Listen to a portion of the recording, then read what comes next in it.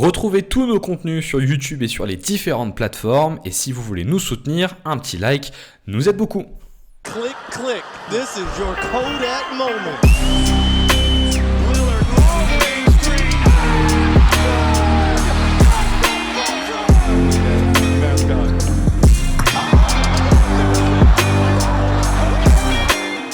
Eh bien, bonjour à tous. On est de retour et on est très actifs en ce moment. Il y a eu pas mal de previews, il y a eu pas mal de débriefs de la série et on est de retour pour parler de la série qu'on a pas mal attendu parce qu'on nous l'a pas mal réclamé dans les commentaires sur Twitter. La série entre les Minnesota Timberwolves et les Denver Nuggets. Série qui, en tant que fan de Denver, est un véritable plaisir. Vraiment, je m'éclate. Et donc, on s'est dit, pourquoi pas faire un épisode maintenant que ce Game 5 est passé, que la série est à 3-2 et que Denver a évité l'élimination, mais on n'est pas vraiment satisfait. Alors, avec moi, je suis avec N5. Alors, N5, vous le connaissez peut-être, si vous nous connaissez de l'époque où on faisait des live Twitch, ou pour l'année dernière où il a fait 2 podcasts avec nous. Je ne sais plus. Un ou deux, oui. Un ou deux. Pas un gros rythme. Et donc voilà, comment vas-tu, N5 ? Très bien.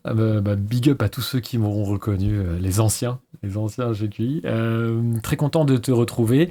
Moins content des circonstances, mais bon, malgré tout, en tant que les deux gros fans des Nuggets chez QI, bon, il fallait qu'on vienne en discuter un petit peu, quoi. C'est ça.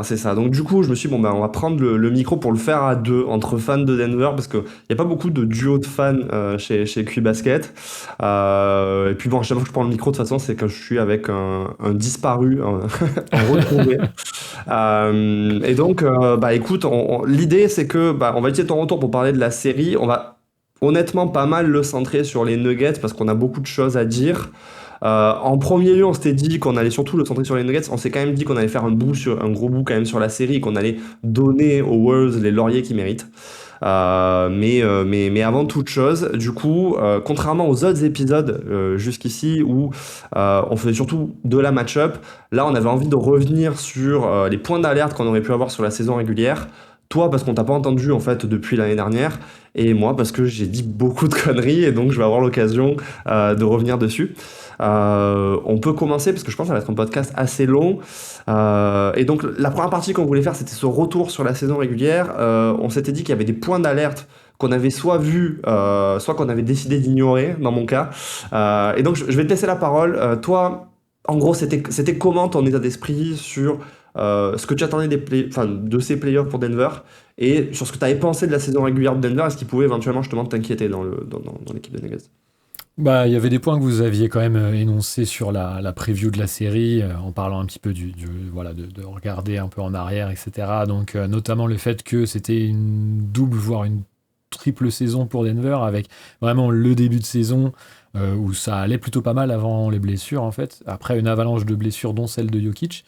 Il y a un petit gap de temps pendant lequel Jokic est blessé le mois de janvier, où on croit que ça va être horrible et finalement il se passe de très belles choses en termes de jeu. Même à Denver, il y a des choses qui se mettent en place avec pas mal de role-players très intéressants. C'est un peu l'éclosion de Peyton Watson aussi, notamment dans la seconde unit, en portant un petit peu plus le jeu, etc., qui sont vraiment, vraiment intéressants et qui font porter beaucoup d'espoir à ce moment-là.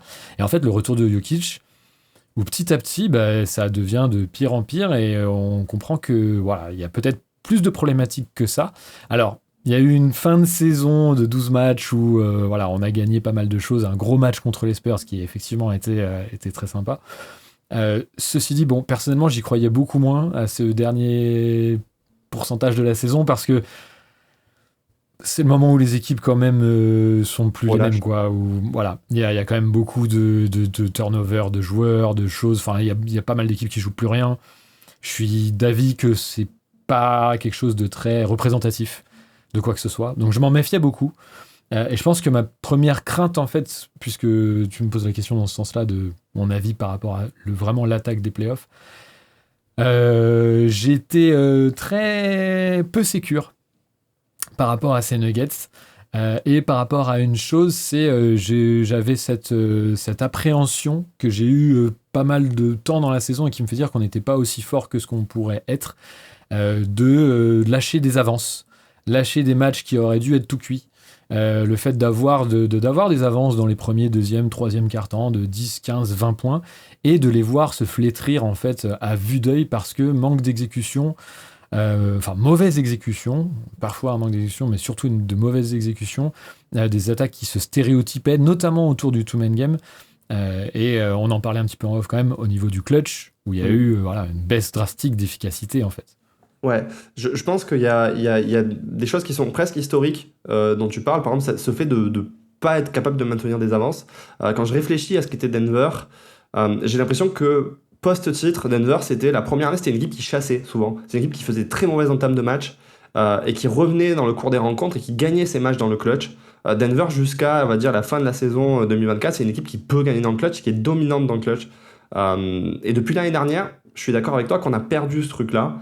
Cette année, c'est une équipe qui faisait des grosses entames de match, Denver, qui faisait des très pros au premier quart-temps. Et par contre, ça a toujours été une faiblesse de l'équipe. Elle n'a jamais su vraiment mener les rencontres et vraiment les garder de bout en bout. Et c'est quelque chose qu'elle ne fait plus depuis 3 ans et qui s'est effectivement retrouvé cette saison et qui interroge globalement sur la rigueur collective de Denver. Mais il y a des points quand même au-delà de la rigueur collective sur lesquels je suis d'accord avec toi. Moi, c'était un point que j'avais soulevé dans le podcast de janvier qui me faisait un peu peur. C'était le clutch. Le fait que le two-man game, notamment alors quand Aaron Gordon n'était pas là et il a manqué énormément de matchs, ne fonctionnait plus. L'espoir c'était en playoff de toute façon on va retrouver tout le monde si tout va bien, notamment Aaron Gordon, mais en fait c'est pas vraiment le cas parce qu'on a une version à 40-50% d'Aaron Gordon sur les playoffs depuis maintenant, cette année et l'année dernière c'était déjà un peu le cas et ça se ressent énormément. Donc il y a ces 2 points là déjà qui sont des vraies sources d'inquiétude en amont. Mais que tu peux facilement ignorer, je trouve, le clutch en te disant ok, mais en fait si tu gères tes rencontres, si tu es fort, mais en fait tu es juste pas dans le clutch et tu gagnes quoi. Oui, et puis le côté aussi où c'est des fois des échantillons un peu faibles et avec une très forte variance, donc il suffit de quelques shoots rentrés ou pas, etc. Tout de suite les chiffres disent tout l'inverse, donc c'est difficilement appréhensible, mais il y avait quand même cette impression de, quand tu le vois, de voir qu'il y a cette implacabilité en moins, où je pense que le two-man game, il y avait une grande proportion au read and react, donc c'est-à-dire que parce que les Jamal et Nico sont extrêmement forts, en fait, ils vont forcément créer un décalage avec un qui va attirer 2 défenseurs, et donc une troisième aide pour contrer le deuxième joueur, et donc en fait jouer aussi potentiellement sur les autres. C'est là où Aaron Gordon était très bon dans le dunker spot, avec sa menace en alley-oop, etc. Alors certes, on voit bien évidemment à quel point Aaron Gordon manquait, mais la problématique c'est aussi le fait que il n'y a pas eu beaucoup de remplacement à ça, et en fait peut-être un appauvrissement sur le jeu off-ball ou sur les propositions qui pouvaient occurrer en lieu et place d'Aaron Gordon dans le dunker spot. Et ça, je trouve que ça a été quelque chose de vraiment pénible à voir, de ce manque de solutions alternatives en fait. Ouais, d'autant que, il faut le dire, c'est que Denver, par rapport aux versions de 2024 et 2025, je pense qu'on est tous les deux d'accord pour dire que c'est la meilleure version de Denver en termes de qualité globale du roster, et qu'il y a des options qui ont été amenées cette année via Cameron Johnson, via le retour de Bruce Brown, qui est, je trouve, un joueur qui a toujours très bien fonctionné dans le système de Denver, et via toutes les éclosions qu'il y a eu, et pour le coup c'est quand même quelque chose, je trouve, qu'on peut rendre à Adelman, c'est que beaucoup de joueurs qui n'ont pas réussi à éclore sous Mike Malone, que ce soit Peyton Watson dont tu parlais, que ce soit même Julian Strover qui fait un très bon morceau de saison quand il est réintégré dans la rotation, Jalen Pickett qui fait une super saison aussi, t'avais visiblement des options qui avaient éclos dans la saison, plus Spencer Jones qu'on n'avait pas vu arriver quoi. Donc c'est vrai qu'il y a un goût de... C'est bizarre parce que ça aurait pas dû, en théorie, se passer comme ça. Après, à ce moment-là, c'était encore qu'une inquiétude. Oui. Donc voilà, il y avait cet aspect de ne pas savoir sur quel pied danser, en tout cas en arrivant en playoff. Un petit peu à l'image, je me permets de faire la transition vers la suite, mais de la défense, où là, pour le coup, on est encore dans une question historique, encore plus peut-être celle-ci, historique, puisque on a toujours eu 2 équipes de Denver avec vraiment l'équipe de saison régulière et l'équipe de playoff, que ce soit en termes chiffres statistiques purs, où il y a clairement un côté qui est marqué par l'effort ou le manque d'effort dans cette équipe de Denver au niveau défensif, avec, on le sait, un Jokic qui manque de verticalité, qui n'est pas un pivot défensif, donc un ancrage défensif beaucoup plus léger à l'intérieur, donc du coup des schémas qui doivent être plus travaillés, plus agressifs, etc., qui sont très demandants en termes d'endurance, de cardio, etc., et donc sur lequel l'intérieur serbe a tendance à faire l'impasse très souvent. Toi, ça t'inquiétait moins, je sais, cette saison? Ouais, comparé à la saison dernière, ouais. En fait, alors l'explication qu'il y a derrière, c'est l'année dernière, pour moi, on était une défense catastrophique et on n'avait pas autant l'excuse que cette saison des blessures parce que c'était une saison qui était relativement plus stable en termes d'absence. On n'a pas eu des cas comme cette saison où on avait 4 titulaires sur 5 qui n'étaient pas là et où tu peux te dire, ok, bon, c'est le prix à payer. Et j'avais été le premier étonné. C'est l'année dernière, moi, je suis arrivé très pessimiste dans les playoffs en me disant, avec ce niveau défensif-là, on n'arrivera pas à s'en sortir. Et on avait vraiment réussi à hausser le niveau, hausser le ton pour être, on va dire, plus que potable en défense. Parce que le Thunder, c'est un peu leur faute, mais ils s'enlisent. Les Clippers finissent par s'enliser aussi. Donc je me disais, on peut le refaire. D'autant qu'on est plus deep en termes. On a une profondeur qui est plus importante que l'année dernière. Et que je trouvais qu'en termes de profil, on avait peut-être moins de profil, je sais pas, vraiment très faible défensivement. Par exemple, l'année dernière, on est obligé de faire jouer Jalen Strover. Cette année, tu peux te dire, on a Bruce Brown, qui pour moi, tu vois, c'est pas un joueur qui est pas athlétique et qui physiquement est un mauvais défenseur. On a toujours des faiblesses sur le point of attack et ce truc de pas avoir un rim protecteur avec Jokic. Mais dans un monde où tu imaginais l'équipe arriver en forme et au complet en playoff, j'étais plutôt serein sur le fait qu'on puisse reproduire le truc de l'année dernière. Et étant donné qu'on avait énormément progressé, ou en tout cas qu'on était la meilleure attaque NBA et que je trouvais que ça faisait pas de doute là-dessus, je me disais, en fait, il suffit d'être average en defense et très bon en attaque comme on l'est, et ça peut aller, en tout cas, affronter le Thunder en finale de conférence. Je me suis trompé, mais on va y revenir. Pour moi, l'histoire de ces playoffs, c'est quand même pas la défense en premier lieu, quoi. Je pense que l'histoire de l'échec qu'a vécu Denver, qui se retrouve mené 3-1, c'est avant tout une attaque qui explose complètement. Mais la défense n'est pas bonne, j'en conviens. Et je me suis effectivement trompé là-dessus. Ouais. C'est bien, on fait un peu de teasing pour la seconde partie pour parler un peu de la série. Avant ça, j'avais un autre petit point. Pareil, on se permet de réévoquer aussi, en plus de moi, j'en ai pas parlé, etc., mais au-delà d'un point de vue très égocentrique, c'est aussi parce que ça va faire écho à ce qu'on va aussi dire par rapport à la série du côté de Denver. Moi, j'avais noté un autre truc, c'était par rapport au ball handling, que vous avez un petit peu noté en plus dans la preview, parce qu'il y avait ce côté, Minnesota en 2024 avait frappé très fort les Nuggets sur la remontée du ballon, en étouffant complètement Jamal, notamment, qui était le seul, quasiment, à pouvoir porter le ballon sur la remontée de balle, etc. Ça lui avait fait complètement sortir de sa série, en l'épuisant énormément. Enfin voilà, c'était vraiment taxant pour le meneur. Là, il y avait vraiment des solutions. Déjà, ça avait été travaillé depuis cette fameuse série. Donc, on avait notamment Aaron Gordon qui avait beaucoup monté le ballon. Mais on avait aussi maintenant Cameron Johnson, Bruce Brown, même Christian Brown peut qui, par rapport éventuellement... à KCP, par exemple, est quand même un meilleur ball handler. Exactement. Donc, il y avait des solutions. Vous l'aviez parfaitement dit sur la série. Moi, j'avais quand même un autre petit souci par rapport au ball handling. C'est-à-dire que c'est dans l'aspect effectif du demi-terrain. Moins dans la remontée du ballon. Mais une fois qu'en fait, il faut porter des systèmes, même simples, même du pick and roll basique, je trouve que là, tout de suite, c'est beaucoup plus compliqué. Et qu'en fait, à la limite, Aaron Gordon est peut-être celui qui serait le plus apte à le faire, derrière Jamal Murray, bien évidemment. Mais Christian Brown, c'est pas le cas du tout. Donc, et même les autres joueurs que j'ai cités, Cameron Johnson, on a vu qu'on espérait par rapport à ce qu'il avait montré à Brooklyn, mais ça n'a pas été le cas toute la saison. Et donc, du coup, il y avait ce manque-là potentiel, et que du coup, que Jamal soit un peu le seul à pouvoir réellement, effectivement, sur demi-terrain, à avoir ce ball handling-là, et que si, du coup, il y avait une défense très étouffante sur lui, on se retrouvait avec le même problème en décalé sur l'horloge, quoi, finalement. Ouais, alors je suis d'accord avec toi. Je pensais par rapport à ça que l'histoire aussi de la saison de Denver, c'était, ok, on a pris conscience l'année dernière et les 2 années précédentes en fait, qu'on manquait de profondeur. Et donc même si on n'a pas fait venir forcément un joueur de pick and roll et qu'on a même laissé partir Russell Westbrook, qui était quand même une solution, on avait fait venir, en fait, pour moi on avait décentralisé un peu le problème en se disant on n'a pas forcément une deuxième option pour le faire. Mais on a plein de joueurs qui peuvent porter la balle. Et donc, comme tu disais, il y a eu Cameron Johnson, ça n'a pas vraiment pris. Puis il y a eu des pans de saison, mais on l'a quasiment pas utilisé comme ça. C'est vrai. Alors que pourtant, je pense qu'il y a quand même quelque chose. Je pensais qu'on allait plus utiliser notre profondeur, et je trouve que Jalen Pickett, quand même si c'est dans l'isolation, c'est une option. Il y a, on va en parler après, mais il y a l'absence de Peyton Watson qui s'est aussi révélé dans un rôle plus d'isolation. Donc je me disais, on n'a pas vraiment d'option de pick and roll pur, mais en même temps, c'est pas l'identité de Denver. Et donc, on va réussir à émuler un jeu sur DHO. Et c'est vrai que dans la saison régulière, je trouvais quand même qu'on s'en sortait plutôt bien. Et de toute façon, l'attaque tournait. Et surtout, c'est un point quand même à noter, c'est l'attaque tournait même sans Nikola Jokic. Ce qui, même à l'année du titre, n'était pas le cas, quoi. C'est-à-dire, on a eu le cas en playoff 2023 où d'un coup, ça a pris, mais la saison régulière, ça ne marchait pas.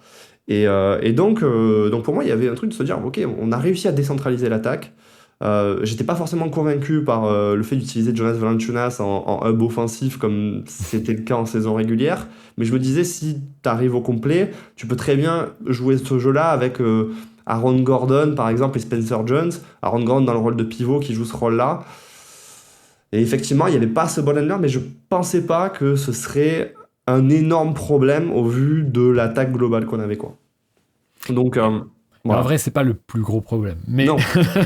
Non. Jusque-là. C'est dire s'il y en a d'autres, mais bon. C'est ça. Mais c'est vrai que oui, c'était en tout cas des points d'alerte qu'on pouvait avoir, mais tout en arrivant avec ce truc de mon côté de me dire, on est quand même une équipe qui a l'air plus forte, alors que, tu vois, même le bilan le disait, alors que, en soi, on était une des équipes qui avait connu le plus de blessures sur la saison, et qui s'était adapté avec ça. Et puis en plus, il y avait ce truc tout con, mais on l'a pas dit, mais la saison de Jamal Murray individuellement, c'est la meilleure saison qu'il ait fait en carrière de très très loin. Complètement. Et il nous porte quand même pas mal sur pas mal d'éléments de la saison. Donc, C'est ça. Alors, je sais pas si toi, tu as d'autres points que tu veux ajouter sur la saison régulière, des choses on peut passer à la série. Voilà, très bien. Parce que quand même, effectivement, on a pas mal parlé de Denver dans la saison. En tout cas, c'est cool d'avoir eu, toi, ta vision là-dessus. Et donc, on arrive en play-off. Nous, ce qu'on s'est dit, c'est qu'on allait quand même centrer la série sur la catastrophe qu'a vécu Denver, c'est-à-dire le game 2 à 5. Mais toi, je sais que tu avais déjà quelque chose à dire sur le premier match où déjà, tu avais un goût de...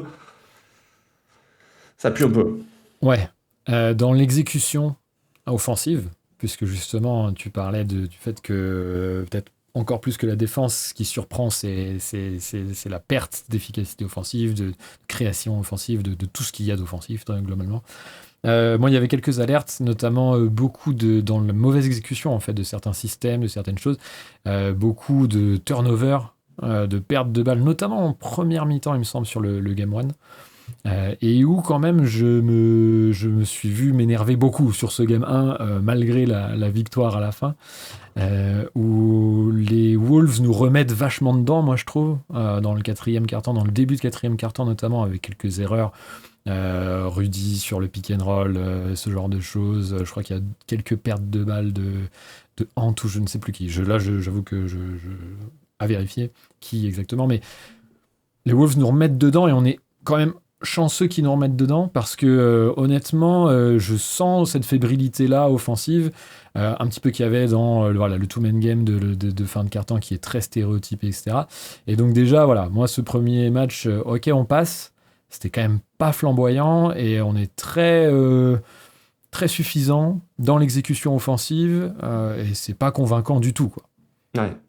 Non, je suis d'accord. Le Game 1, pareil, c'est... en fait, je pense qu'on a vu tactiquement ce qu'on risquait de voir après, notamment avec la défense des Wolves, mais la différence, je trouve, avec ce qui s'est passé après, c'est qu'on n'avait pas la sensation... En fait, il y avait quelque chose de stérile dans l'attaque de Denver, mais il n'y avait pas cette sensation que les joueurs étaient dépassés physiquement, comme ça a été le cas dans les matchs suivants. Et on ne retrouvait pas, je trouve, cette impression que Denver suffoquait sous la pression des Wolves. C'est-à-dire qu'il y avait un côté, l'exécution elle est pas bonne, en même temps tu dis ok ça fait 10 jours, même plus pour certains qu'ils n'ont pas joué, donc tu peux te dire ok l'adresse n'est pas au rendez-vous, d'autant que Denver quand même, on l'a pas dit, mais avait fait sa saison régulière sur une adresse complètement flamboyante, hein. Ils sont quasiment 40% à 3 points sur la saison, c'est la meilleure équipe de loin sur la saison régulière, et tu te dis ok c'est pas au rendez-vous sur ce match-là, mais peut-être que si ça explose dans les matchs suivants ça va le faire. Mais voilà, il y avait ce truc de ok, c'est fébrile, et je trouve que ce qui est assez dur, c'est que quand tu arrives dans le match 2, t'as un premier quart-temps où tu te dis ok, là ça ressemble au Denver qu'on a vu en saison régulière. Tout à fait. Et là, il fallait se mouiller la nuque parce que la suite, je te laisse l'honneur d'en parler. Parce que je trouve que c'est là vraiment que la série prend son tournant, c'est d'un coup ça explose, quoi. Et alors, moi, d'un coup, et en même temps, je trouve que c'est lentement mais sûrement. C'est-à-dire que tu parles du premier quart qui est vraiment très bon dans ce match 2. Et ensuite, petit à petit, on revoit se déliter la chose. Enfin, en tout cas, moi, c'était vraiment mon impression. Avec un second quart-temps où c'est encore pas trop mal. Il y a le gros passage très mauvais de Jonas Valanciunas qui nous met sacrément dedans en termes de points, de différentiel et qui... Voilà. Mais on est encore, ça s'accroche quoi, on n'est pas perdu. Et on est même encore un peu au-dessus, même jusqu'au début du troisième quart-temps, il me semble, où on est encore à 5-6 devant, ou 6-7 même points d'avance, où on joue quand même un petit peu et tout. Et plus ça va en fait, plus on va retrouver ce qu'on va retrouver dans les matchs d'après. C'est un jeu extrêmement caricatural offensivement. Avec en fait un jeu qui se recentre et sur Jokic et sur Jamal, avec une pauvreté du jeu off-ball, où les joueurs, les trois autres joueurs, peu importe quels qu'ils soient, ils vont finir dans les corners, sur l'aile, à ne rien faire. Aucun mouvement off-ball, même pas de cut, même pas dans l'espace ou ce genre de choses. En plus, et là je pense qu'on peut peut-être saluer la performance défensive des Wolves, un two-man game en plus qui est encore plus stérile que ce qu'on pouvait s'attendre là-dessus, parce que on a beaucoup parlé, enfin ça a été pas mal montré et analysé, mais Rudy Gobert tient son match-up. Ouais. Du coup, les Wolves n'ont pas besoin de venir aider plus que ça. Ça laisse pas mal les tirs de Nikola Jokic au large aussi sur le pick and pop, parce que lui est dans une adresse absolument infâme. Et du coup, malheureusement, il y a un certain intentisme aussi de Jokic qui, quand même, prend beaucoup de tirs au large et se laisse prendre beaucoup de tirs au large, etc. Et à la fin, en fait, on en vient même à un two-man game où ils font des erreurs, tout simplement. C'est-à-dire qu'on n'est même pas au-delà, on est au-delà à la fin. Ça, c'est vraiment le troisième quart-temps, début du quatrième, etc. Mais à la fin du quatrième quart-temps, on en vient à des erreurs et de Jamal et de Jokic sur l'exécution même du two-man game, où Jokic, là où il doit prendre un flotteur, fait la passe en dessous à Christian Brown, où Jamal, là où il doit redonner le ballon et réinitialiser une action, préfère prendre un 2 points contesté en lointain. Et en fait, Denver se voit déjouer complètement. Donc l'inquiétude qu'on pouvait avoir par rapport à la saison, etc., en fait, elle se passe sous nos yeux. Et vraiment, tout du long de cette fin de match, du troisième quart-temps jusqu'à la fin, et jusqu'au pire, en fait. Et tu vois, je pense qu'il y a un raté un peu originel là-dessus pour Denver, c'est que pendant très longtemps, le two-man game de Denver, c'était une sorte d'arme un peu incontrable, sur laquelle la Ligue n'avait pas trouvé de solution, parce que personne n'avait trouvé de solution à Nikola Jokic, et qu'en plus, Jamal Murray était quand même un super complément grâce à son shot-making. Et j'ai eu l'impression qu'à un moment donné, l'évidence avait été que le vrai système de Denver, c'était plus le two-man game, ça aurait dû être du split-action, qui impliquait généralement 3 joueurs, tu vois, avec ce jeu d'écran où c'est beaucoup plus dur du coup de savoir ce que va faire celui qui deviendra le ball handler à la fin, quoi. Ouais, complètement. Et c'est vrai que toute la saison, je me suis dit, une des plus grosses failles de Denver, ce qu'on disait, c'est dans le clutch, dès que ça se resserre, et comme Denver c'est pas gagné des avances, ça se resserre, l'équipe est fébrile dans ce two-man game parce que la Ligue a rattrapé son retard et elle a trouvé des solutions à ce truc-là. Et dans le match-up, effectivement, comme tu dis, il y a des erreurs qui viennent d'eux, mais il y a aussi des erreurs il faut clairement le dire, viennent de la défense des Wolves, parce que Rudy Gobert fait un travail absolument incroyable, qui est aidé par Nikola Jokic, qui par son tir à 3 points n'arrive pas vraiment à sanctionner, et Gobert en fait il tient son duel, et même en tenant son duel, il arrive encore à être une menace. Quand Jokic passe la balle, il arrive encore à lâcher Jokic et protéger le cercle, et ça, mine de rien, je me souviens pas que Gobert ait été capable de faire ça contre Denver. C'est-à-dire c'était soit t'avais un joueur qui gardait Jokic qui n'était pas lui, et donc il avait cette aura de rim protecteur, mais quand il était sur Jokic, il y avait toujours ce moment où ce dilemme, en fait, il était perdant pour lui. Et là, dans la série, notamment sur les 4 premiers matchs, le dilemme, il est jamais vraiment perdant pour les Wolves, et comme en plus les Wolves ont tous ces arrières / ailiers très longs, très athlétiques, Jamal Murray, il n'arrive pas à créer la séparation qu'il peut créer contre d'autres équipes. Et donc c'est vrai que le game 2, hein, c'est ça, c'est comme tu disais, en fait il faut un deuxième quart-temps catastrophique d'un point de vue scoring, mais en soi le match se tient, mais on voit la première faille, on va dire, qui vient là de la gestion du clutch, où c'est le two-man game qui trahit Denver, et ils perdent le match qu'ils auraient pu / dû gagner s'ils avaient fait les minima, parce qu'ils étaient en bonne position pour le gagner, quoi. C'est ce que j'ai noté dans mes notes quand je le regardais, c'était que vraiment on a perdu ce Game 2 à mon sens. Les Wolves ont gagné les autres, les 3 et 4, assez largement, même très largement, je dirais. Mais le 2, c'est vraiment celui qu'on perd, nous. Parce que c'est vraiment des erreurs, et qu'en plus, les Wolves font aussi des erreurs. C'est-à-dire qu'ils ne sont pas si dominants que ça. Non. Offensivement, il y a une perte de balle dans les 3-4 dernières possessions d'Anthony Edwards qui fait un marché. Alors déjà, j'étais halluciné que ce soit sifflé, mais parenthèse. Désolé les fans des Wolves, franchement, celle-ci, c'est quand même assez rare qu'on siffle ce genre de conneries. Mais bref. Et du coup, voilà, ils sont quand même à portée. Enfin, c'est vraiment nous qui nous tirons une balle dans le pied à faire un two-man game qui est absolument stéréotypé et où on ne trouve pas la solution, en même temps qu'il est très bien défendu. Et je pense que, je sais pas si ça fait la transition, mais pour moi, cette défense des Wolves et cet impact physique peut-être encore plus, on le voit dans le match suivant. Le Game 3, l'entrée du Game 3, la défense des Wolves est exceptionnelle. Ouais. Je trouve que, en fait, je te relance après, hein, mais c'est là, on fait un retour 2 ans en arrière et on se retrouve un peu dans les 2 premiers matchs de la série où Denver se disait, mais qu'est-ce qui se passe? C'est-à-dire que on revient sur ce truc où on n'arrive pas à remonter la balle. Et donc là, d'un coup, l'impression physique elle revient. Je te laisse du coup raconter l'histoire de ce match et aussi peut-être essayer de faire un pan à un moment donné si tu y arrives sur la défense de Denver, parce qu'on l'a pas abordé sur le Game 2, mais je pense sur le Game 3, il faut l'aborder, quoi. Bah, je trouve que voilà, moi c'est vraiment là, comme tu dis, hein, le retour 2 ans en arrière avec ce début de match où on se fait rentrer dedans, littéralement casser la gueule par absolument toute l'équipe des Wolves, qui est portée par une salle incroyable. J'aime beaucoup le travail de la lumière sur la salle où ça fait sombre de partout, c'est très impressionnant. Le vidéaste que tu es apprécie. Voilà, vraiment, je tenais à le mentionner. Je me suis dit tout à l'heure, je le mentionne parce que c'était vraiment très bien fait. Et donc, ouais, portés par le momentum, les Wolves sont très agressifs à la fois et sur les porteurs de balles et à l'intérieur. Moi, je trouve que ça referme à l'intérieur à une vitesse impressionnante. On n'en met pas un, bien aidé aussi par un certain attentisme de Nikola Jokic, mais sur lequel on pourra revenir aussi un petit peu. Et derrière, les Wolves réussissent à enchaîner, à avoir quelques paniers en transition, etc. Et en fait, se crée un écart petit à petit qui va monter jusqu'aux 17, 18, 19, 20 points. Et en fait, on n'en reviendra jamais. Tout simplement parce que, en fait, les moments où on aurait pu, et si tant est qu'ils existent, c'est-à-dire qu'on a quand même été très passif ensuite tout le long du match offensivement. Donc, il n'y a pas eu de plus gros coups de chaud ou de tentatives de run de notre part, beaucoup plus que ça.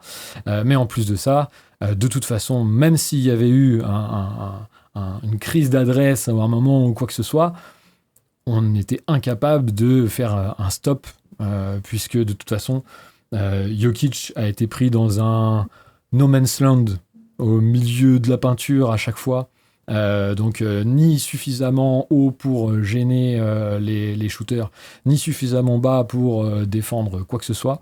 Avec beaucoup de cuts dans le dos, de joueurs qui se retrouvent derrière, vraiment tout seuls, etc. Je sais plus, non, ça c'est dans le Game 2 où il y a des zones, des passages en zone qui sont terribles. Ouais. Bon, je crois, je me souviens plus. Dans le 3 aussi. Hein. Dans le 3 aussi, je me demandais, je me souvenais plus de rien. Dans le 3, il y a cette volonté d'Adelman d'avoir ce truc un peu moderne à la Spoelstra, tu sais, de changer de défense à chaque défense. Et alors, tu as des défenses où bon, bah, tu te dis, ok, ça va pas marcher. Puis dans d'autres, tu te dis, mais je crois que les joueurs, ils savent plus ce qu'ils devaient faire. Et ils sont complètement perdus. Et je trouve que c'est l'occasion quand même de parler de Jokic à ce moment-là, notamment d'un point de vue défensif. C'est, ok, sur le point of attack, Denver, ça a souvent été le cas, et ça a encore été le cas sur ce match-là. Les joueurs sont dépassés. Ils n'arrivent pas vraiment à ralentir suffisamment les extérieurs adverses. Mais il y a quand même déjà tactiquement ce truc sur le drop, parce qu'il y a eu pas mal de drops. C'est monte en fait. Genre, il y a des situations où, à un moment donné, tu es obligé de venir contester. Il ne le fait pas. Et même s'il reste plus loin, en fait, les joueurs l'attaquent parce qu'ils savent qu'il n'a pas de rim protection. Et c'est ok, t'as pas on va dire, les éléments physiques pour le faire. Et peut-être que tu veux éviter de faire des fautes, mais il n'y a même pas l'effort de contester le joueur en fait. Tu le vois sur des situations, carrément se dire ok, je lève le bras. Bon, c'est mort en fait. C'est mort. Et ça, c'est hyper frustrant parce que je trouve que ça envoie. Enfin, tu sais que les joueurs, une fois qu'ils sont passés, c'est fini en fait. D'autant que l'idée, c'est même pas de contester, de bloquer ou de quoi que ce soit, c'est même de gagner du temps parfois. C'est juste en fait d'enlever en fait ce décalage de créer pour juste gagner un tout petit peu de temps pour que les aides ensuite se gèrent. Et surtout que j'ai regardé ça plus précisément, etc., parce que je me dis, peut-être que c'est parce qu'on n'arrive pas, ou alors on ne s'est pas assez formé durant la saison, etc., pour faire les aides, tu sais qui. Parce que si Jokic monte sur le pick and roll, voilà, c'est toujours le côté de il faut qu'il y ait une aide à l'intérieur, etc., pour enlever le drive, etc., voilà. Peut-être qu'on ne sait, on sait plus le faire, voilà, parce qu'on l'a fait beaucoup, mais le personnel a changé, etc. Mais c'est même pas le cas.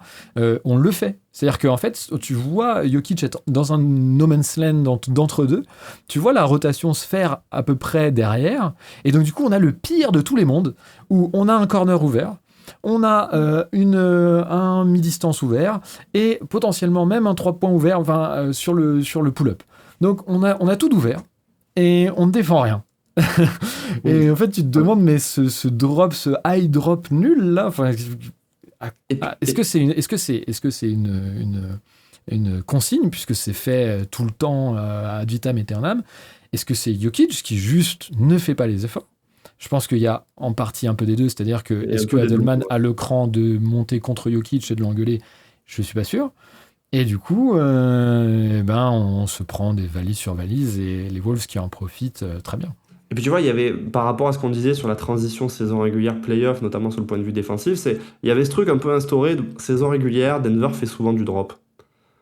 C'est une manière, je pense, de gérer sa saison et de s'économiser, mais les systèmes de playoff étaient souvent plus du edge, plus des défenses agressives, où on essayait justement par ces défenses agressives de faire lâcher la balle et d'éviter que Jokic soit systématiquement sous le cercle et en train de se faire attaquer. Là, je trouve que c'est pas vraiment le cas. C'est-à-dire, on a ce truc de la zone qui a très bien marché l'année dernière, que ce soit contre les Clippers et surtout contre le Thunder, qu'on a ressorti donc, tu disais, dans le match 2. Mais le fait d'utiliser à ce point le drop en playoff, c'est pas normalement l'identité de Denver. C'est-à-dire que ça faisait partie de ce truc de on va sortir un peu physiquement les doigts pour être un peu... Voilà, mais ça faisait partie, je trouve, de ce qui faisait la transition entre la saison régulière et les playoffs et qui faisait partie de l'identité de Denver de ok, on s'est réservé en saison régulière, mais en playoff, on passe la seconde. Et là, c'est pas le cas. Et comme tu dis, après, il y a ce truc de... est-ce que Adelman, après, derrière, c'est la personnalité? En fait, Adelman, c'est un tacticien, mais est-ce qu'après, derrière, il sait rattraper l'effectif quand tout le monde s'effondre?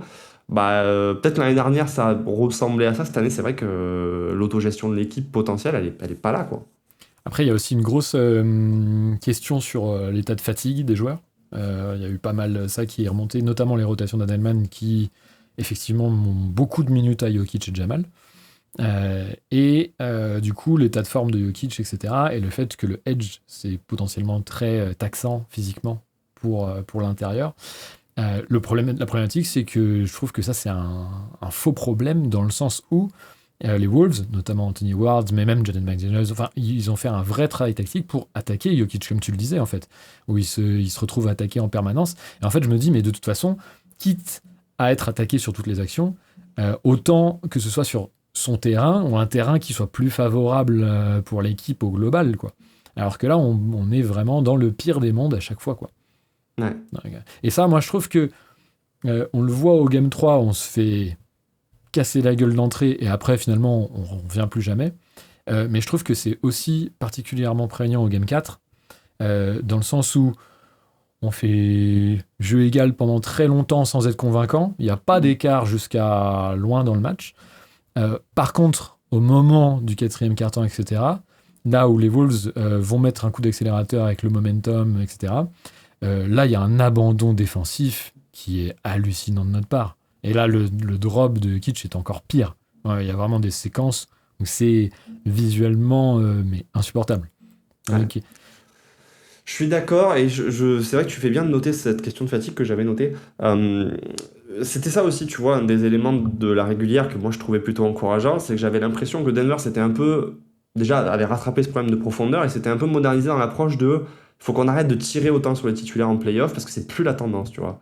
On voit ces jeunes équipes, comme le Thunder, comme les Pistons, comme les Spurs, qui arrivent à économiser leurs stars, parce qu'aujourd'hui, ce qui semblerait être la tendance, c'est on met des grosses minutes, on met des grosses pressions défensives, et pour maintenir, on va dire, cette agressivité, on ne peut pas se permettre de faire jouer 40 minutes nos titulaires.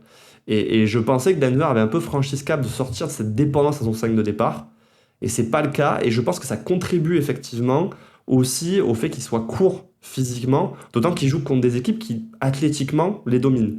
Les Wolves les dominent athlétiquement, même si et encore, c'est pas, je trouve, le Thunder ou les Pistons qui sont plus jeunes et sont surtout plus deep que les Wolves. Et malgré tout, la problématique se retrouve, quoi. Je trouve, et c'est parfait, que tu fais la transition parfaite par rapport à le problème physique. Moi, c'est quand même quelque chose que je trouve qui est assez prégnant aussi dans cette série, c'est que en termes de match-up pur, là où tu vois 2023, où on louait notre impact physique, notre grandeur de 5 majeurs, etc., avec Aaron Gordon, Michael Porter Jr., voilà, on avait beaucoup de taille, etc. Là, on est dans un problème tout à fait inverse. Alors, bien évidemment, Aaron Gordon joue sur une jambe, on n'a pas Peyton Watson, mais on se retrouve du coup avec un 5 qui est quand même en deçà physiquement des Wolves, qui eux par contre brillent dans ce sens-là. Donc avec notamment Jaden McDaniels qui est quand même un arrière assez grand, et longiligne, etc. Mais aussi Julius Randle à l'intérieur, en plus de Rudy Gobert bien évidemment. Moi je trouve aussi que, parce que encore une fois on parle beaucoup de Denver, mais voilà, lancer un peu des fleurs aux Wolves, je trouve la série je sais pas ce que tu en penses, la série de Julius Randle, je trouve qu'il est très bon. Alors, il a des petites phases où on le voit moins, mais globalement, dans l'impact physique, etc., je trouve quand même qu'il joue parfaitement son rôle. Quand il y a un mismatch, notamment quand il y a un switch, parce que du coup, on peut pas parler de mismatch, mais quand il y a un switch entre Gobert et lui, défensivement sur Jokic, alors Jokic attaque très peu, on va en reparler de l'intentionnalité derrière nos attaques, mais Jokic, je pense, n'a pas les moyens, à l'heure actuelle, d'attaquer non plus beaucoup Randle. Donc s'il y a switch, il n'y a pas mismatch pour les Wolves. Donc ça, c'est aussi beaucoup parce qu'il y tient. Et alors, on ne le met pas dans les positions d'être le nul qu'il est en defense of ball, mais du coup, il ne fait pas d'erreur non plus. Enfin, j'ai pas vu énormément de problématiques autour de Julius Randle, ce qui pourrait être problématique avec ce joueur. Et au contraire, je trouve qu'offensivement aussi, il est assez bon relais, il est assez physique quand il doit l'être, il a une bonne adresse. Alors, j'ai pas regardé les stats, mais j'ai l'impression qu'il met tous ses 3 points. Surtout en début de match, il nous en colle toujours 2-3 d'affilée. Voilà, je trouve qu'il fait vraiment la série qu'il faut pour être le symbole de cet impact physique par rapport à nous, qui sommes en deçà. En fait, je pense qu'on a eu au début un peu négatif, parce que sur le match 1, pour le coup, il est quand même mis en difficulté. Et puis, c'est pas le Julius Randle. Je sais pas toi à quel point tu avais suivi la saison de Minnesota l'année dernière, mais l'année dernière, il était vraiment très très bon. Que ce soit sur la saison régulière ou sur les playoffs jusqu'à la série contre le Thunder. Je trouve qu'il fait une moins bonne, on va dire, campagne régulière playoff que l'année dernière. Mais en tout cas, là, c'est vrai que sur le stretch où les Wolves enchaînent leurs 3 victoires, il est très propre. Défensivement, tu sens que en fait, il est embarqué dans ce truc où collectivement, tu as l'impression que chez les Wolves, tout le monde joue son rôle, en fait.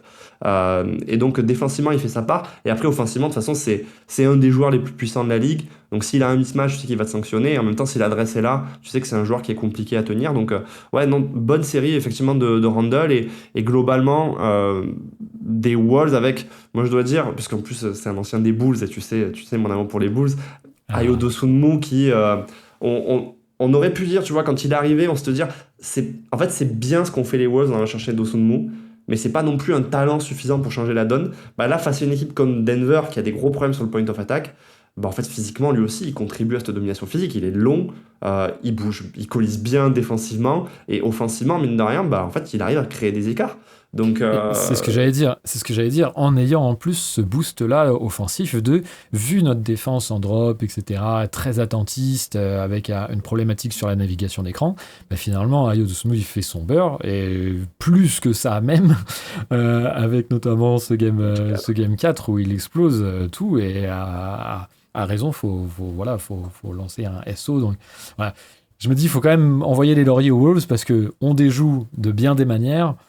Ils nous font déjouer et ils nous emmerdent aussi, et ils jouent très bien eux leurs coups, et aussi, enfin voilà, ce game 4, je sais pas si c'est le moment d'en parler ou quoi, mais qui, à mon sens, pour Denver, est une sorte de mini-apocalypse quand même dans l'histoire de la franchise et dans cette ère Jokic.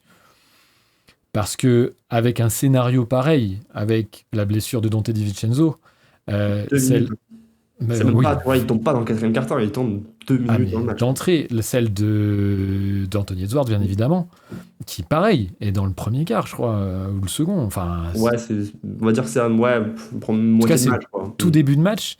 Il y a toutes les raisons pour que les Wolves s'effondrent mentalement et même dans le jeu. Et c'est toi qui te fais casser la gueule. C'est nous qui déjouons, etc. Il y a vraiment c'est admirable de la part des Wolves déjà. Et nous, je pense que ça nous fait poser d'autant plus de questions sur les capacités de cette équipe, la volonté de cette équipe, la problématique profonde, en fait, où on parle presque au-delà du jeu, quoi. C'est quoi l'envie, en fait, derrière, parce que quand on voit la passivité de Jokic sur bien des points, comment est-ce qu'on peut espérer que l'équipe derrière lui puisse engranger un momentum positif avec un attentisme pareil. Je sais pas si... Si, mais je pense qu'on peut y aller. De toute façon, on savait qu'on allait y aller à un moment donné sur cette question. Il y a plusieurs choses par rapport à ça, je suis complètement d'accord avec toi. Et c'est vrai qu'il y a un truc avec Denver qu'il faut noter, c'est qu'on en parlait en off, c'est nous, ce qu'on a connu, vu qu'on suit Denver depuis le début des années 2010, donc on a connu toute la période Murray-Jokic. On se disait, on n'est jamais sorti d'une campagne de playoff en se disant, ce qui s'est passé, c'est honteux. Il y a eu des années où il y avait les blessures de Murray et MPJ, et donc t'avais pas trop d'espoir. Et malgré tout, Denver arrivait à avancer en playoff. Il y a eu le titre de 2023 et 2024-2025. 2024, les Wolves faisaient peur. Et mine de rien, t'as réussi à revenir, t'as réussi à prendre le contrôle de la série. Et même si le match 7 reste quand même un truc où tu as plus 20 et tu te retrouves KO, il y avait quand même des actions dans le match où tu te disais... Moi, je me souviens, genre quand Rudy Gobert, il prend son fadeaway à une main. Je me dis, il y a un truc à ce moment-là qui fait que tu pouvais pas le gagner, ce match. Tu vois, ça voulait pas. Et donc, tu sors en disant, ça faisait mal, mais tu te disais pas, je trouve les joueurs honteux dans la prestation. C'est-à-dire, il y avait des blessures, le roster était court. On le savait qu'il y avait un problème de profondeur. 2025, c'était encore pire parce que là, tu avais des problèmes de spacing qui s'étaient ajoutés. Tu avais plein de joueurs qui avaient été, on va dire, responsabilisés, qui n'avaient pas réussi, comme Watson, comme Strover, à vraiment attendre les attentes. Et tu te retrouves contre l'équipe qu'on annonçait comme les nouveaux Warriors, tu vois, le Thunder, cette équipe qui allait dominer les playoffs, a joué un Game 7. Et c'est vrai que là, c'est la première année où je trouve que dans l'attitude, dans l'absence de réponse, dans le défi physique, dans l'aspect juste... trouver des solutions en attaque-défense, c'est la première fois que tu arrives dans une possible élimination en te disant il y a un truc qui a vraiment merdé, c'est-à-dire qu'ils n'ont pas joué le jeu. Et même sur Jokic, moi c'est la première fois où j'arrive dans l'ère Jokic en me disant mais c'est quand même énormément sa faute là cette fois, quoi. Ouais, c'est ça aussi, peut-être sa première série de playoffs aussi mauvaise. Bon, c'est la plus mauvaise, hein. C'est la plus mauvaise et une des seules. Je n'ai pas souvenir d'une série vraiment mauvaise de sa part. Ouais. Surtout que, en fait, quand tu sais, des fois, moi je lis là, en ce moment sur Twitter, je suis trop sur Twitter en ce moment. Normalement, j'allais plus, j'y suis trop. Je lis le truc sur la série de l'année dernière contre le Thunder. Sa série, elle est pas mauvaise. Il y a des matchs où effectivement, il est attaqué de tous les côtés, mais il y a des matchs all-time dans la série. Et c'est pareil pour 2024. Il y a des matchs all-time. On oublie trop collectivement, surtout, après sur Twitter, mais le fait qu'on ait deux joueurs en moins, des joueurs qui jouent sur blessure. Enfin, MPJ, il a une épaule en moins, Aaron Gordon. Enfin bref, mais bon. Je ne veux pas revenir sur ça. Donc, ouais, c'est la première fois où tu arrives et là, tu dis par contre, ok, il y a l'absence de Peyton Watson, d'Aaron Gordon qui fait que dans le défi physique, tu perds des qualités athlétiques qui auraient été bienvenues dans la série, mais. Ça ne répond pas, ça résout pas tout. C'est-à-dire qu'en fait, ça répond pas à toutes ces problématiques. Pour moi, il y a plusieurs choses. Donc, l'attentisme de Jokic, qui vit énormément au large sans jamais provoquer, etc. Et moi, l'intentionnalité, je le mets en partie aussi dans un truc beaucoup plus large d'intentionnalité globale. C'est-à-dire que à la preview, vous l'aviez très bien fait de parler de certains joueurs des Wolves, comme notamment peuvent l'être Randle, mais peuvent l'être Bones Island, peuvent l'être, j'en avais un troisième, mais je me souviens plus, ça va me revenir. Des joueurs que tu peux cibler potentiellement.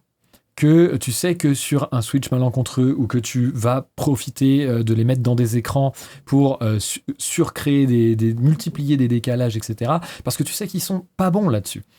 Et tu peux les mettre à défaut et tu peux essayer d'être offensif dans la tactique pour justement les forcer à sortir du terrain ou les forcer à prendre des fautes et forcer à être en retard, etc. Et c'est quelque chose que... Alors moi, j'avais déjà un problème avec ça avec l'équipe parce que je trouve que, mis à part en 2023 où on l'a parfaitement fait, ça a toujours été plus ou moins un manque on pouvait toujours aller plus loin. Mais là, on a atteint une étape où quel est le plan de jeu ? Je ne vois aucune intentionnalité dans ce qu'on fait offensivement.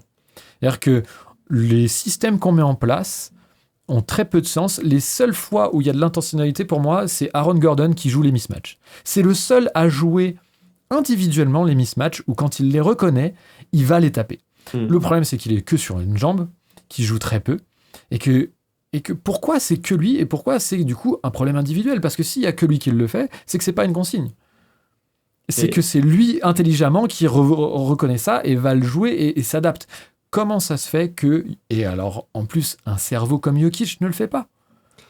Jokic et Jamal dans le two-man game, parce que tu vois, on avait parlé du match 2. Et Jamal dans le two-man game, le quatrième quart-temps du match 2, le nombre de situations où tu obtiens un switch et Jamal, au lieu de passer la balle en bas Jokic au poste, décide de jouer le 1 contre 1, tu te dis, mais attendez les gars, vous l'avez fait pendant trop d'années pour pas le savoir. Et donc c'est vrai qu'il y a ce problème d'intentionnalité, et c'est, tu vois, on en vient au point que j'avais teasé pendant la partie saison régulière, c'est que pour moi l'histoire quand même de cette série, c'est Denver qui n'attaque pas offensivement et à des années-lumière de ce qu'on pouvait attendre d'eux. Défensivement, finalement, quand tu regardes leur série sur ce que produisent les Wolves, en tout cas offensivement, c'est pas exceptionnel. Il y a eu une grosse explosion dans le match 4, mais à part ça, la série des Wolves, tu te dis pas, waouh, ils sont en train de manger offensivement l'équipe de Denver. Par contre, quand tu regardes, et là je sors des chiffres un petit peu, on avait parlé pendant la preview, hein, c'est Denver en saison régulière, c'est un offensive rating de 121.2. Et quand Jokic est sur le terrain, on était sur un 127 d'offensive rating. Il faut se dire que c'est la meilleure attaque, plus 6 points par % possession. Là, dans ces playoffs, alors j'ai isolé le match 5 parce qu'il y a eu ce tournant de la série, des blessures, etc. Sur les 4 premiers matchs, Denver a un offensive rating de 105.2. Et donc tu te dis, ok, mais avec Jokic sur le terrain, ça doit être mieux. Il y a 109 d'offensive rating avec Nikola Jokic sur le terrain. Pour vous situer par rapport à la saison régulière, ce qui n'a pas trop de sens, mais c'est les Brooklyn Nets, hein, 109. Et 105, c'est personne en NBA. Donc, c'est pas les seuls à se faire casser la gueule dans ces playoffs. C'est une tendance qu'on a vue depuis 2024, de voir des équipes se faire massacrer par les défenses adverses. Mais n'empêche que quand tu tires à 28% à 3 points, que tes deux stars, elles cumulent des pourcentages horribles. Je crois qu'après le game 4, ouais, c'est Jamal Murray qui a 2 sur 18 en pull-up. Là où il sort une saison à 42% sur pull-up, il est à 5%.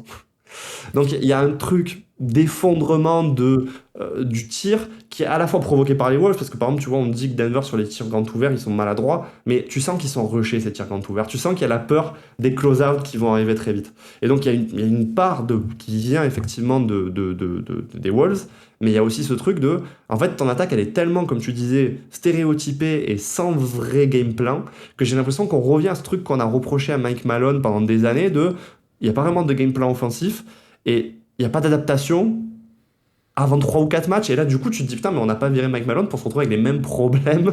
Exactement. Exactement. Et en plus, quand il y a donc ce manque de game plan, d'intentionnalité, etc., et tu parlais du 3 points, quand on vient d'une ESR avec des mecs aussi en feu, petit hommage à Ben Jones qui ne cessait de nous rappeler que c'était un coup de chaud, quand tu retombes à ce point-là, là, c'est pas juste un coup de froid, c'est qu'il y a un problème quelque part. Il y a un problème de rythme, etc. Et donc, on parlait d'intentionnalité, mais aussi d'exécution. C'est-à-dire que quand on met en place des systèmes un peu intéressants, quand on a un petit peu de jeu off-ball, ou qu'on a un peu plus qu'un DH show, une split action, ou des choses comme ça, eh bien, on joue le système pour jouer le système. C'est-à-dire qu'on va jouer le système, mais le but du système, c'est quoi ? C'est de créer un décalage, d'en profiter, et de soit enclencher un tir, aller au cercle, etc., parce que le décalage est assez grand pour le faire, on a battu la défense, soit profiter de ce décalage pour, en attirant une aide ou quoi, recréer encore plus de décalage jusqu'à obtenir le shoot ouvert, etc. Là, ce qu'on fait, c'est qu'on joue les systèmes sans s'occuper du décalage créé ou non. C'est-à-dire qu'on va jouer à 1 mètre du défenseur, on va faire le système, hein, très scolairement, mais sans s'adapter à son résultat ou pas, quoi. Et ensuite, du coup, on termine sur des attaques très stériles, dans lesquelles, en fait, on se finit par... on a fait un mouvement, hein, ça n'a servi à strictement à rien, quand bien même il y aurait eu du décalage sur lequel jouer, hein. Ça n'a servi strictement à rien, et on se finit avec une isolation, ou un 3 points un peu à l'arrache, ou des exploits individuels. Je trouve que les 2 premiers matchs sont aussi assez symptomatiques de ça, où on voit, moi je trouve le Game 2 de Tim Hardaway Jr. Assez visible par rapport à ça, où offensivement, il met des trucs de zinzin quand même, enfin il met des 2-3 points avec la faute, là sur Bones Island, etc. Machin. Mais c'est des exploits, quoi. Oui. Bah, C'est- après, il a fait sa carrière là. Alors, C'est peut-être le seul joueur dont tu peux Tim Hardaway Jr. on passe un système, il t'en a rien à foutre. Mais C'est vrai, effectivement, tu as raison. Mais il y en a d'autres, tu vois, genre, voilà, dans l'idée, c'est quand même un peu ça pour l'équipe. Et moi, par exemple, il y a 2 joueurs qui sont très, très, très symptomatiques de ce truc-là, de jouer le système sans jouer le système, sans être agressif. C'est Christian Brown et Cameron Johnson, quoi. Mm. Où les mecs jouent flottant comme ça à l'extérieur, mais ça sert à rien. Il n'y a pas de menace, en fait. Non. Tu joues un système sans aucune menace. Et ça, moi, donc, en plus de l'intentionnalité, c'est que quand on met un petit peu quelque chose d'intéressant en place, bah, l'exécution est mauvaise. Pas dans le fait qu'on perde la balle quand on la perd pas, mais dans le fait où on le fait scolairement pour le faire. Il n'y a pas d'agressivité derrière, en fait. Ouais, je suis d'accord. En fait, effectivement, il n'y a pas de dépassement aussi de fonction. C'est-à-dire que pour moi, tu vois, tu avais par exemple Michael Porter Jr. avec tous les défauts qu'il avait, et cette capacité à apparemment arriver à reproduire en playoff, c'était un joueur qui avait un dépassement de fonction. C'est-à-dire qu'il y avait des moments où d'un coup, ce joueur devenait une sorte de première option parce qu'il allait prendre des tirs tellement compliqués et les mettre. Et c'est vrai que Christian Brown, il peut pas faire ça. Donc du coup, tu mets un système en place, mais en même temps, même si tu as artificiellement créé un décalage, de toute façon, comment il va l'exploiter, il drive pas. Donc la plupart du temps, il va reset le play en revenant vers Jokic et en lui disant de rejouer finalement un dribble end-off. Donc au final, tu vas vers rien. Et tu as ce truc de Cameron Johnson, tu as l'impression des fois qu'il ne regarde même pas le cercle.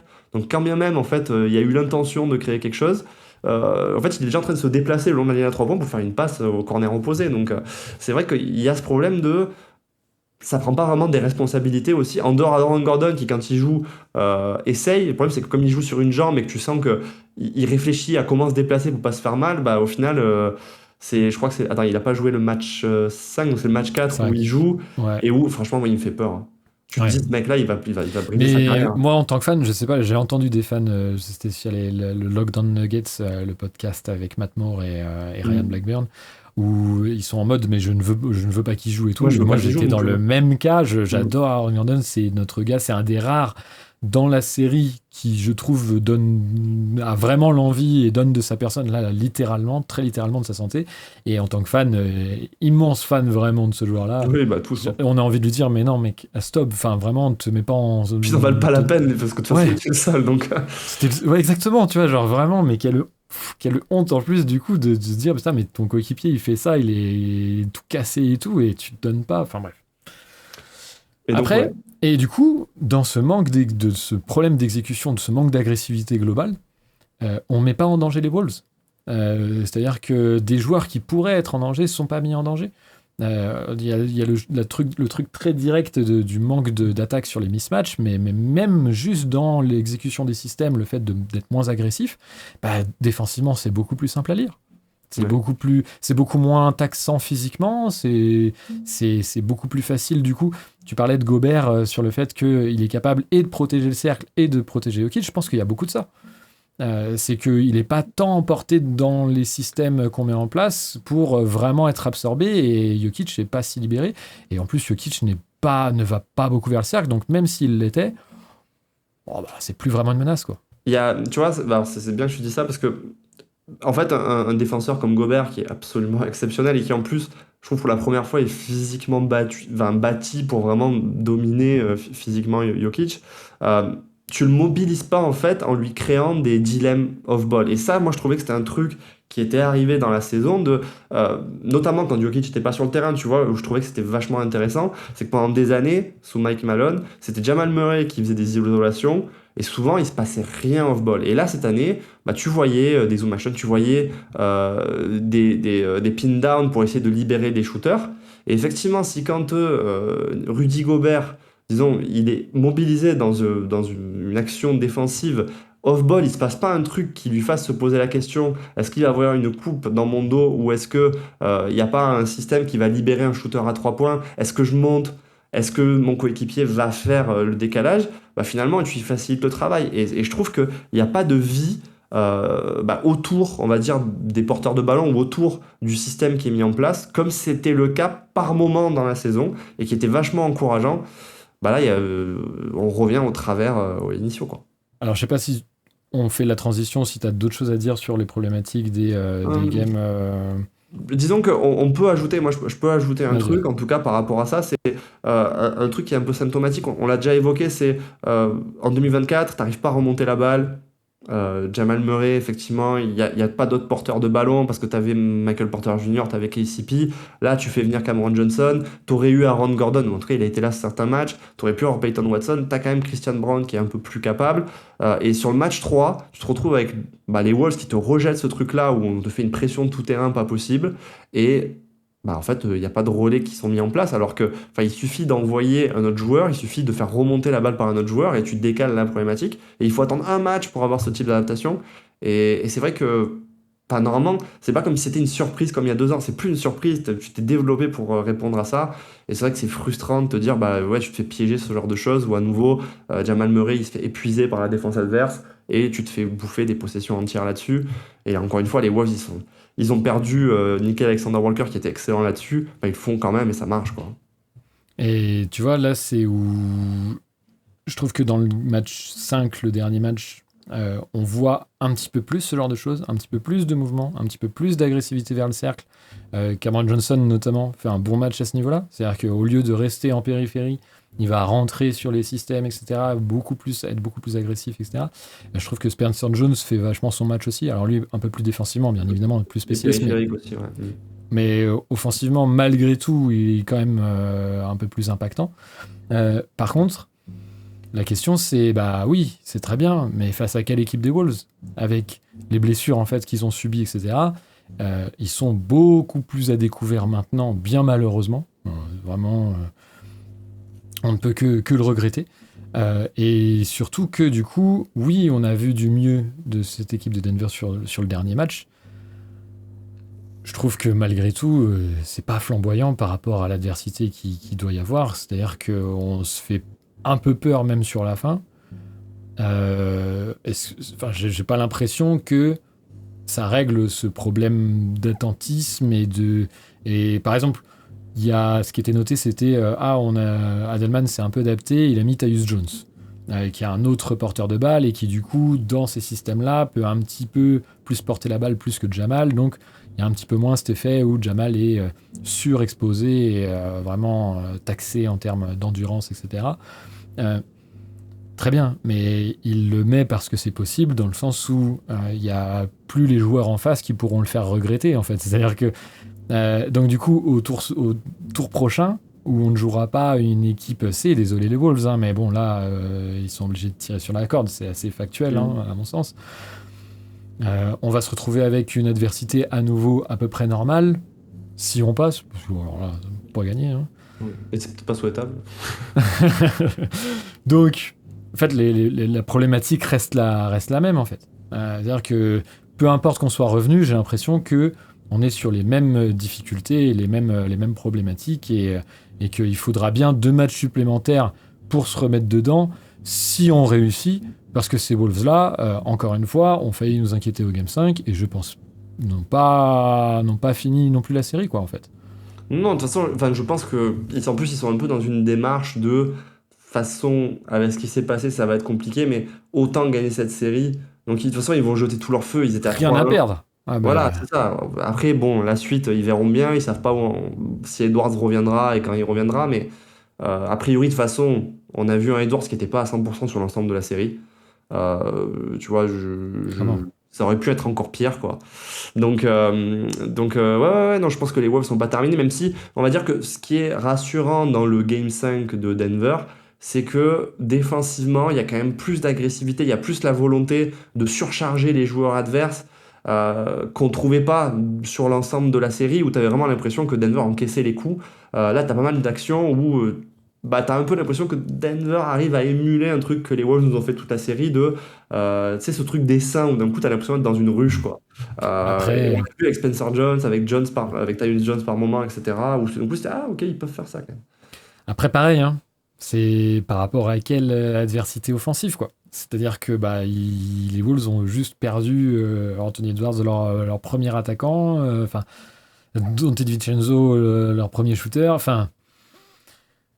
Ok, Ouais, alors- tant mieux de voir ces efforts-là. Ceci dit, c'est pareil, tu vois, Jokic a fait un meilleur match, plus agressif, etc. à quel point c'est possible parce qu'il est moins attaqué défensivement. C'est-à-dire que comme il est beaucoup moins mis dans le jeu par l'offense des Wolves, effectivement, il a peut-être un peu plus la lucidité et le cardio, etc., pour faire moins d'erreurs offensivement et être plus agressif. Mais est-ce que ça veut dire que du coup, quand il sera remis sur le devant de la scène défensivement, réattaqué par une autre équipe, on retrouvera un Nikola Jokic pas assez physiquement prêt, pas lucide? Enfin, ça pose quand même des questions un peu plus profondes, quoi, je trouve. Et je trouve que c'est un point que j'avais dans mes notes, mais comme je sais toujours pas faire des notes correctes, je rate des trucs. Sur la saison régulière, qui moi m'avait marqué, c'est que l'année dernière, pendant les playoffs, on voit le Thunder qui, on va dire, tape sur Jokic d'une manière qu'on n'avait encore jamais vue. C'est-à-dire qu'il y avait énormément de générations de pertes de balles, là où Nikola Jokic avait toujours eu cette impression que tu choisissais ton poison, quoi. C'est-à-dire soit tu l'attaquais sur son playmaking, mais du coup, t'allais quand même prendre beaucoup de points, ou tu l'attaquais sur le scoring, et il allait un peu te découper si tu faisais trop de prises à deux, etc. Et eux, en fait, ils arrivaient à faire ce truc, donc non, nous, on peut faire des aides très agressives, voire des prises à deux, voire même 3 joueurs sur lui, et on va pas le payer, parce qu'ils sont très très forts sur la mobilité latérale, qu'ils font des close-out absolument exceptionnels, mais aussi parce que en variant leur schéma défensif, en fait, Nikola Jokic ne savait jamais trop dans quel timing les aides allaient arriver, et donc il y avait énormément de pertes de balles. Et donc tu pouvais te dire, vu qu'on a amélioré l'effectif pour que tu puisses mieux ressortir la balle à 3 points, mieux sanctionner, moi je pensais que c'était une des clés qui faisait que si les Wolves tentaient de le... Tu vois, pareil, cet effet dessin de ruche, de l'attaquer comme ça, c'est pas grave, il aurait juste à lâcher la balle très facilement et laisser ses coéquipiers amplifier le décalage. Et en fait, on se rend compte que sur la saison régulière, il y avait énormément de pertes de balles de Nikola Jokic dans des situations qui avant n'auraient pas dû le gêner. Et on l'a un peu quand même retrouvé dans ces playoffs où il y a un manque de lucidité clair, notamment dans les quatrièmes quart-temps, où tu fais, dont on a parlé, des pertes de balles, où tu te dis, enfin, t'as vraiment fait cette passe-là, ou t'as vraiment tenté ce truc-là, même sur les transitions, tu vois. De tenter des passes sur transition, avant, il était très très très très fort là-dessus, il se ratait quasiment jamais. Maintenant, il perd énormément de balles en voulant trop pousser la transition et en faisant des passes stupides, quoi.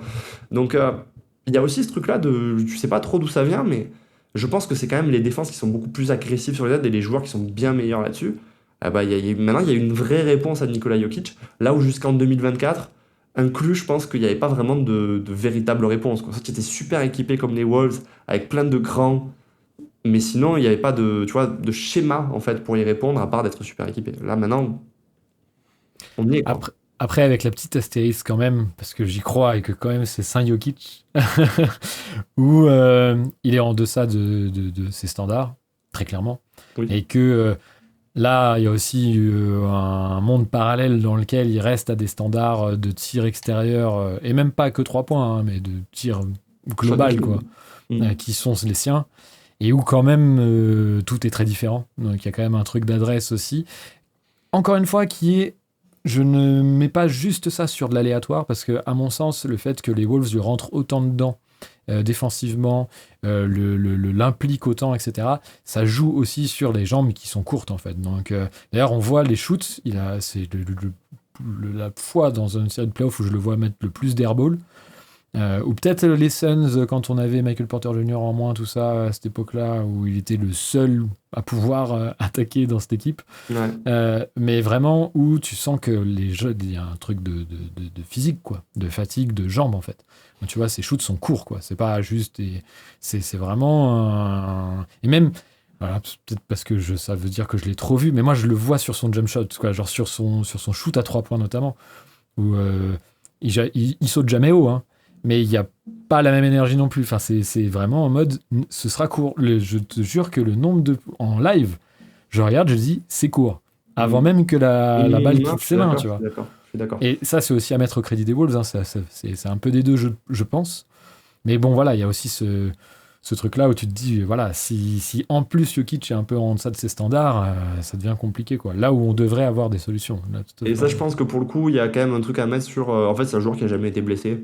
Il n'a jamais manqué de longues périodes comme il l'a fait, et de son propre aveu d'ailleurs, hein, il disait que c'était dur pour lui de revenir dans une saison après avoir manqué 1 mois et demi et d'être en condition physique, donc je pense qu'il y a peut-être aussi de ça. Hein.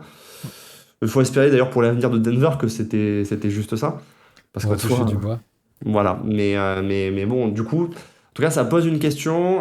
Je sais pas si tu veux un petit peu parler du match 5 rapidement, une adaptation, on l'a un petit peu fait. Si tu as des choses à ajouter.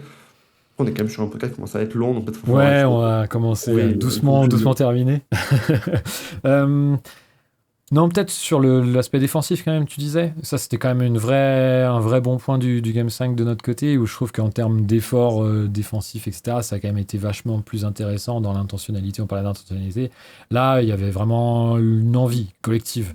Notamment dans le premier quart-temps où ça a été encore plus prégnant, mais justement du coup ça nous a permis de faire un petit écart qui s'est creusé dans le deuxième et qui après s'est plus ou moins maintenu, une petite frayeur à la Ouais. fin, mais malgré tout.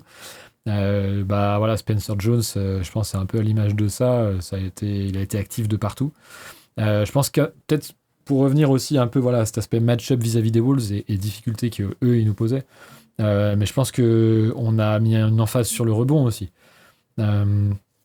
Le rebond et la protection de cercle au global, mais on a été plus présent à l'intérieur. Je pense que Cameron Johnson a été un peu plus à l'intérieur aussi. Je crois que c'est petite dédicace à Nuxbox, bien sûr, qu'on aime beaucoup, qui notait, je crois, dans un tweet tout à l'heure, j'ai vu passer qu'il avait pris plus de rebonds sur ce match-là que sur toute la série de playoffs avant. C'est un peu bête, c'est un peu gadget comme stat, mais c'est quand même symbolique, on va dire. Donc je pense que là-dessus, bon, on peut que trouver ça bien. Et puis après, moi, la seule chose que j'aurais à dire sur la série jusque-là, c'est très déçu malheureusement de ces blessures du côté Wolves, parce que je pense qu'ils sont largement méritants. Vous pourrez, toute la conversation QI est témoin qu'on n'était même pas forcément tous les deux, Jérém et moi, pour forcément qu'on gagne ce match 5. Non, nous, on était pour l'élimination au match 5. Hein. Et je pense que voilà, on se fera même pas lyncher par nos comparses Nuggets fans pour dire que les Wolves méritent largement plus et largement plus amplement cette qualification pour l'instant que Denver. Donc c'est juste terrible les blessures et c'est voilà, on en parle chaque année, mais à bas les 82 matchs, voilà, c'est aussi Ouais, et puis peut-être un truc sur les Wolves aussi, quand même, c'est que ils ont fait une saison régulière qui était, je sais pas à quel point tu l'as suivi, mais pas tellement. c'était un roller coaster. C'est-à-dire, tu avais des périodes où tu te disais, mais attends, mais c'est la deuxième, troisième meilleure équipe à l'Ouest. Et il y avait des périodes où d'un coup, la défense était plus au rendez-vous. Déjà, ils étaient incapables de défendre sans Rudy Gobert, alors que c'est quand même une équipe qui a les éléments pour y arriver. Offensivement, il y a vraiment des périodes un peu compliquées. Et en plus, tu as Edwards qui manque la fin de saison, donc ça aide pas. Et on pouvait se poser des questions de où était leur place, tu vois, dans les rankings de l'Ouest. Moi, j'avais tendance à penser qu'ils étaient, tu vois, quatrième derrière Denver, Spurs et OKC. Mais mine de rien, ils ont quand même des atouts qu'on a peut-être un peu mis de côté. C'est que, tu vois, par exemple, contrairement aux Spurs, alors qu'ils ont un ancrage défensif sans pareil et all-time, en fait, ils sont, je trouve, athlétiques sur tous les postes maintenant. Surtout avec l'arrivée de Dozunmu. Avant, tu avais ce truc de, tu faisais jouer DiVincenzo un peu sur un poste de meneur, mais c'était pas un meneur. Ou alors, tu avais Mike Conley, mais Mike Conley, il a 52 ans. Là, avec Dozunmu, ils ont rajouté encore de la taille et de la densité. Ils ont réussi à faire avec Laurent Bon Island, qui est pas trop mal finalement, alors que moi, je croyais pas du tout en lui. Et en fait, ils sont denses à tous les postes. Là où, par exemple, les Spurs, tu vois, ils ont quand même ce truc de Champagny, Harrison Barnes. C'est pas non plus des athlètes incroyables. Ils ont ce truc très très moderne, je trouve, les Wolves. Et c'est peut-être même les pionniers là-dessus. Ouais. Avant même le Thunder et avant même, tu vois, ces Pistons ou ces Spurs, d'être extrêmement dense et de te noyer physiquement. Moi, je me souviens en 2024, quand ils fracassent les Suns, c'était genre, ah oui, ils peuvent faire ça, quoi. Et en fait, on a un peu douté, parce qu'ils sont un peu plus âgés que les autres, que ça commence à décliner. Voilà, sur ce premier tour de playoff, quand ils sont au complet, c'est impressionnant. Et c'est vraiment dommage qu'il y ait ces blessures, euh, parce que ça aurait pu donner aussi un second tour assez incroyable face aux Spurs au complet. Complètement. Je sais pas si tu veux finir là ou si tu veux quand même faire une petite ouverture sur l'aspect. On avait dit qu'on le ferait, donc écoute, je te passe la main. Donc on voulait faire une ouverture, effectivement. Oui, donc non, on voulait quand même le faire parce que effectivement, en fait, après ce game 4, il y a quand même une vraie remise en question profonde à Denver de peut-être une fin de cycle complètement. D'autant que, en tout cas personnellement, moi, c'est quelque chose qui traîne déjà, je trouve, depuis 2024. Où certes, ça a été masqué. Les problématiques qu'on a citées, en fait, elles existent depuis plus ou moins longtemps. Moi, je trouve depuis 2024, c'est le premier enracinement de ça. Et ça a été beaucoup masqué par des absences, des blessures et ce genre de choses. Mais là, ça fait se poser vraiment la question de la viabilité un petit peu plus lointaine de ce système-là autour de Nikola Jokic. Et la problématique ensuite, alors là, on y reviendra certainement dans l'intersaison parce qu'il y aurait beaucoup trop de choses à dire, mais de qu'est-ce qu'on fait après cette future élimination, parce que j'ai pas l'impression qu'on croit en quoi que ce soit de toute façon de cette équipe. De toute façon, même si tu passes, on va dire, ce tour parce que tu as repris l'ascendant à cause des blessures adverses, oui, enfin, déjà le parcours qui se présentait à Denver était quand même un peu insupportable avec les Spurs et après le Thunder et une équipe de l'Est, mais là, oui, que ce soit sur le premier tour ou le deuxième, de toute façon, a priori, ça ira pas beaucoup plus loin, quoi. Donc voilà, voilà, c'est une question ouverte, hein, et peut-être dans les commentaires vous nous y répondrez, vous irez de vos suggestions. Mais c'est vrai qu'en plus la construction du roster de Denver implique forcément de bazarder pas mal de choses. S'il y avait grand chambardement, ce serait effectivement un grand chambardement. Et vu le résultat cette année, peut-être que le retooling, les réajustements un peu à la marge sont insuffisant pour vraiment changer d'identité ou de cycle ou de voilà. Après, moi, je suis très partisan de toute façon, il est obligé de faire ça autour de Jokic, mais Il est possible que dans la déception, j'ai parlé de même bazarder Jokic dès cette année. Je suis peut-être un peu emballé, mais il y a une part de moi qui, en fait, qui est. Tu sais, moi, j'ai toujours aimé écrire sur les reconstructions, sur le CBA, etc. Et le problème, c'est que on se fait battre là depuis 3 ans par des équipes qui physiquement dominent Denver et du coup font dérailler une attaque qui, quand elle n'est pas à ce point mise sous pression, en fait, est une attaque all-time. Et ma crainte, c'est que, en fait, les profils qu'il faudrait pour pouvoir lutter, on va dire, avec ces équipes-là, c'est des profils généralement que tu obtiens par la draft. Et le problème, c'est que Denver est une équipe qui va finir, de toute façon, et qui finit depuis presque 10 ans dans le top 6 de l'Ouest tous les ans. Et en parallèle, ces profils-là, en fait, une fois qu'ils sont signés en post-contrat rookie, ils sont trop chers. Donc, du coup, pour moi, le concept du retooling, donc de ce truc de on garde, on va dire, le cœur et on reconstruit autour de ça, ça me paraît particulièrement complexe à faire. Et dans ce cas-là, est-ce que en fait, tu continues ton cycle avec Jokic en sachant que tu seras jamais meilleur que ce que tu es maintenant? Parce que je pense sincèrement que ce qui a été fait cet été, je vois beaucoup de tweets qui remettent en question le trade de MPJ, le licenciement de Mike Malone, le départ de Russell Westbrook. Moi, je pense que les choix qui ont été faits cet été étaient bons, ils étaient cohérents.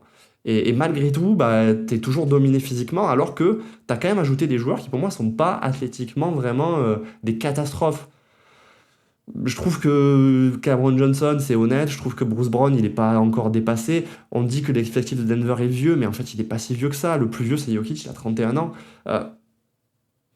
Malheureusement, je pense juste que c'est potentiellement la construction globale qui est dépassée et le compromis défensif de Jokic qui, malheureusement, ne peut pas être compensé par ce qu'est le roster aujourd'hui. Maintenant, qu'est-ce qui sera fait, je ne sais pas. Avec peut-être, je lance ça quand même, mais Adelman qui n'a pas convaincu du tout. Je pense que là, pour le coup, ça va très clairement sauter. Je pense que, encore pire que le jeu en lui-même, sa conférence de presse sortie du Game 4 est lunaire, mais c'est déni. Ouais, c'est... En sortie de ça, en fait, c'est pas possible de rester en place. Enfin, c'est vraiment, tu signes ton départ. À moins d'aller en finale, là, il n'y a aucun monde dans lequel c'est possible de rester derrière ça, quoi. Et en plus, ça correspond à beaucoup de problématiques qu'on a soulevées aussi, de manque d'intentionnalité, de manque de système, de jeu off-ball qui s'affaisse, de two-man game trop omniprésent et qui n'a pas su évoluer. Enfin bref, il y a toutes ces problématiques-là. Je lui mettais une toute petite excuse à Adelman, c'était la proportion des blessures sur la saison. Qui, du coup, pour les playoffs en soi. Et les playoffs aussi, mais bon... Enfin, voilà, qui peut-être n'ont pas facilité la tâche pour construire des choses, mais pour moi, l'après-retour de Jokic de blessure est vraiment à charge contre lui, parce qu'on n'a pas vu la transition entre ce qui avait été fait de bien avec tout le roadster et la réadaptation à l'arrivée de Jokic, où ça aurait dû cohabiter, parce qu'il n'y a pas de raison que ça cohabite pas. Et pour moi, ça a été signe il y a un problème en termes de coaching global. Et encore une fois, peut-être plus de culture globale, d'envie globale, de fin de cycle, parce que c'est vrai qu'on a du mal à s'expliquer plus que décrire, on a beaucoup décrit le pourquoi du comment ça fonctionnait pas. Mais enfin, Il y a des zones d'ombre, en fait, dans ce qui se passe dans le vestiaire aussi, qui fait que tu réagis pas après les gifs du Game 3, en fait, hein. ouais. Et que tu Pour- te la reprends au match 4. Pourquoi dans l'envie, dans ce genre de choses, c'est si passif, quoi. Pourquoi il n'y a pas de réaction, pourquoi... C'est tout ça en fait qui se joue, et ça malheureusement on n'a pas trop de data dessus, mais on peut quand même se poser la question, et ça oriente forcément vers une intersaison un peu particulière du côté de Denver. C'est ça, c'est ça. Je pense qu'on peut conclure là-dessus. On peut conclure là-dessus. Encore une fois, félicitations aux Wolves qui font une série incroyable. J'espère qu'ils passeront quand même. Et si Denver passe, ça va être compliqué au tour d'après. En tout cas, Et puis on misons peut- tout sur les San Antonio Spurs, bien sûr. oui, voilà. Nous, on a décidé que si Denver sort maintenant, on est fan des Spurs. à Voilà. partir de cet été. Si vous nous demandez, Et sur ce, il y a d'autres podcasts qui arrivent. L'équipe est très en forme. Donc, il y a notre podcast qui sera enregistré dans 2 jours. Et il y en aura sûrement d'autres ce week-end. Donc, restez connectés. Il y a encore plein de sujets à discuter. Bye bye.